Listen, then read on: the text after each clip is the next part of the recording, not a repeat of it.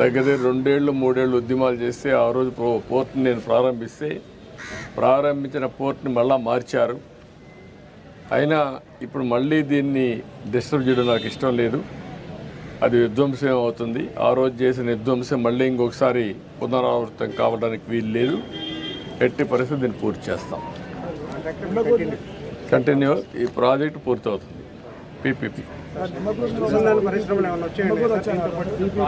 ఇది P4 అది కూడా వర్కౌట్ చేస్తున్న ఆ ఊరిని ఇప్పుడు టేకప్ చేస్తాం. ఫస్ట్ ఫేజ్లో ఆ ఊరిని టేకప్ చేసి మళ్ళీ రాష్ట్రం అంతా కూడా చేస్తాం. జనవరికి దీనికి లాంచ్ చేస్తాం ప్రోగ్రామ్ని. ప్రూఫ్ ఆఫ్ కాన్సెప్ట్ కింద నిమ్మకూరు ఫస్ట్ ప్రాజెక్ట్ కింద స్టార్ట్ చేస్తాం. ఇప్పుడు 4 బర్తులు ఉంది, అవే కంటిన్యూ అవుతాయి. ఏదైతే ఎస్టిమేట్స్ కూడా ఉన్నాయి, ఇప్పుడు పెంచాల్సిన అవసరం లేదని నా అభిప్రాయం. ఎనివే నేను రివ్యూ చేస్తాను. పోర్టుకు అనుసంధానంగా పరిశ్రమలు రావాలి, ఏమేమి రాగలుగుతాయని చూస్తాం.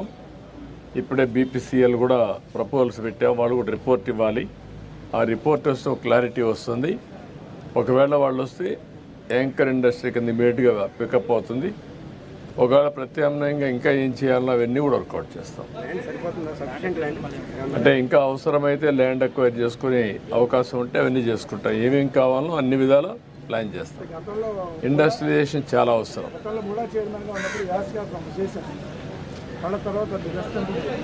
అందుకని ఇప్పుడు ఏంటంటే మెయిన్గా ముందు పోర్ట్ వస్తే చాలా ఇదవుతుంది. ఇప్పుడే మీరు చూసారు నేషనల్ హైవే వచ్చింది, దానివల్ల ఈజీ అయింది. రేపు రేపల్లె వరకు రైల్వే లైన్ కూడా వస్తే కనెక్టివిటీ ఈజీ అవుతుంది. ఈ విధంగా అన్నీ కూడా మచిలీపట్నాన్ని కనెక్ట్ చేస్తూ మనం ఇవన్నీ కూడా చేయాల్సిన అవసరం ఉంది. 6 లేన్ అవసరమైతే ఇంకన్నీ 6 కాకపోతే 8 కూడా అవుతుంది. రేపు పోర్ట్ ఇవన్నీ బాగా వస్తే ఆటోమేటిక్గా వచ్చేస్తాయి.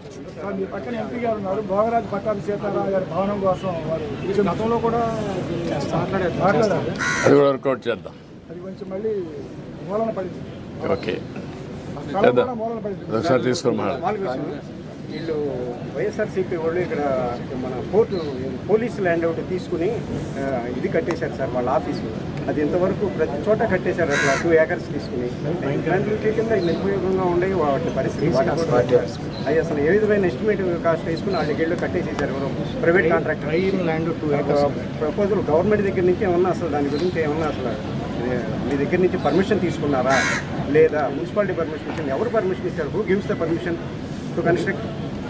మీరు ఇప్పుడు మాట్లాడాలి కదా సార్. అడిగాను సార్, అడిగాను సార్. అప్పుడంతా మీరంతా గమ్మునున్నారు sir. Because I am national media, because I don't care about అన్నీ. సరే, మిమ్మల్ని కూడా మాట్లాడనే లేదు, మీరు కూడా ఇంట్లో నుంచి బయట రాలేదు. అందరి మీద మీరు అప్పటి నుంచి వచ్చి ఉంటే అంత పోరాడు ఉంటే మీరు ఆపలేకపోయాం కదా. మీరు కూడా దాన్ని ఏం చేయాలో డెఫినెట్గా యాక్షన్ తీసుకుంటా. ఏమ్మా